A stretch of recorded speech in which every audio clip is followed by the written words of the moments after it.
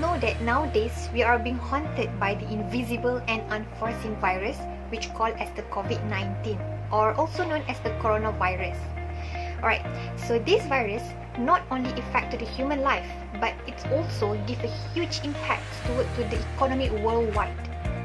Since the first case of coronavirus were identified in Wuhan, China, starting from the last year, which is on December 2019, this virus has been spread across the world with more than 80 million of cases and exceed than 1 million of people that has been reported so far. Alright, so here is the latest data show about the top 5 countries with the highest numbers of cases due to the COVID-19. As we know, US dominate the worlds of economy, especially in the business industry, such as like the importer and exporter of the goods and the services, and then followed by the countries of China. The current coronavirus situation is profoundly impacting all types of businesses.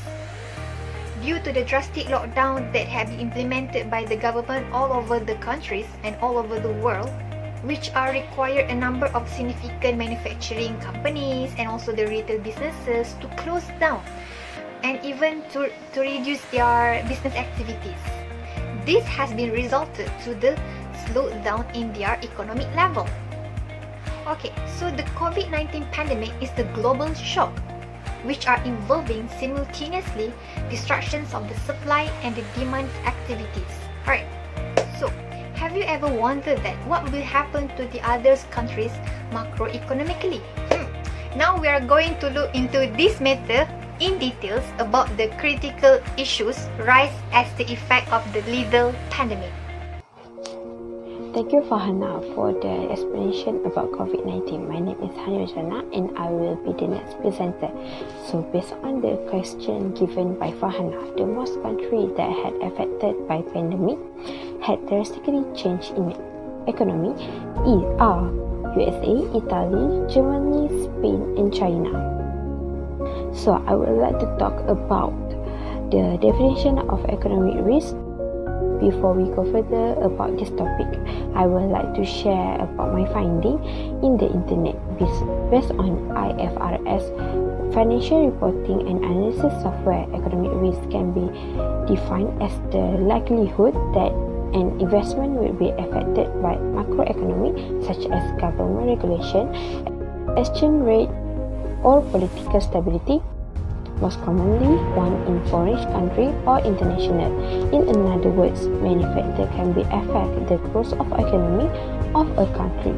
Economic risk can be referred to the risk that our speculation will be economically sustainable due to various reasons from our country or international factors that can influence an investment or a situation.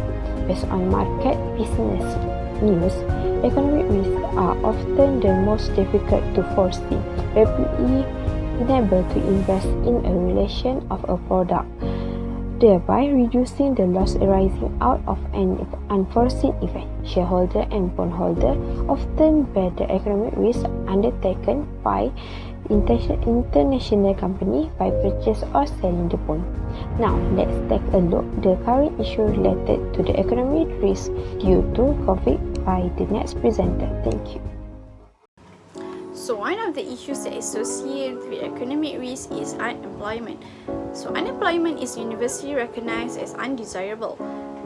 It is more evident than ever due to the COVID-19 pandemic, which left 10 billions of American jobless in its first 2 weeks.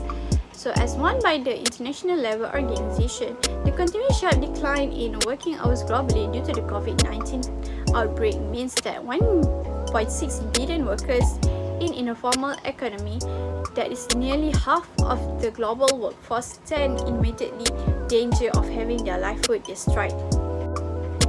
Unemployment leads to higher payments from state and government for unemployment benefits and also medical aid.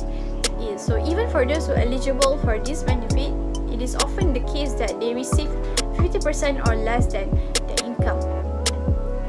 This means that they are consuming far less than the usual.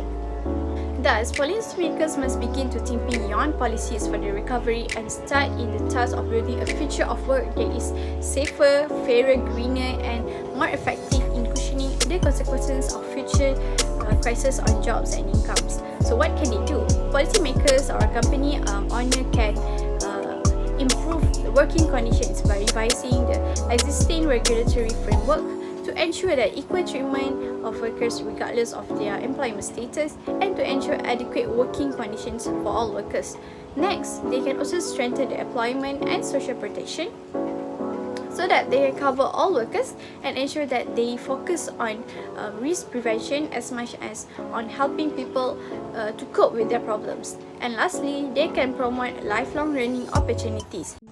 So next, we have inflation rates in relating to COVID-19 nowadays. During this pandemic, people are consuming a lot of food, so it will be less on transportation and recreation of goods. So when the changes in consumption patterns happen, it will turn out a higher inflation risk. As you can see, people are not working and not earning at the moment, yet the consumption needs have increased. So the demand of essential goods have a lot increased due to the less supply, thus these prices have increased rapidly.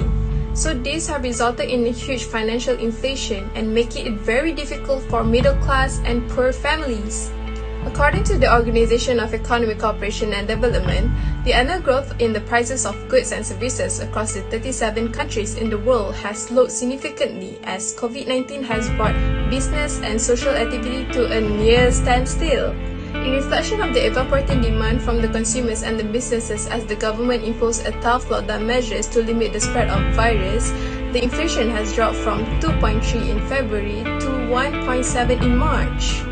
As stated by the OECD, the annual inflation also fell sharply in Canada, and there is also a steep decline in US, France, Germany, and Italy.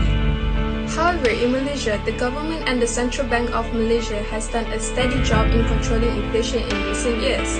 On the backdrop of coronavirus pandemic, the core inflation was at 1.3%, was therefore dropped to 0.1%. Therefore, the coronavirus pandemic has affected not only in Malaysia but also to the economics worldwide, and it has posed a great challenges for them to deal with. So, here we come to the conclusion part. After we have gone through about the definition of economic risk, about the popular current issue nowadays, which is COVID-19, unemployment issue and inflation risk issue due to COVID-19, we can conclude that this pandemic can give us a huge impact towards economic development. From this, we can see that the economic damage caused by the COVID-19 pandemic are largely driven by unemployment and inflation risk. From the explanation that have been discussed before, we can conclude that unemployment issue and inflation risk issue become arising day by day, and because of that, their sources of income is not stabilized anymore, especially toward middle class and poor family background. Thus, the pandemic will continue to disturb the global economy, and hence it is essential that we all work together to successfully get through this challenging time.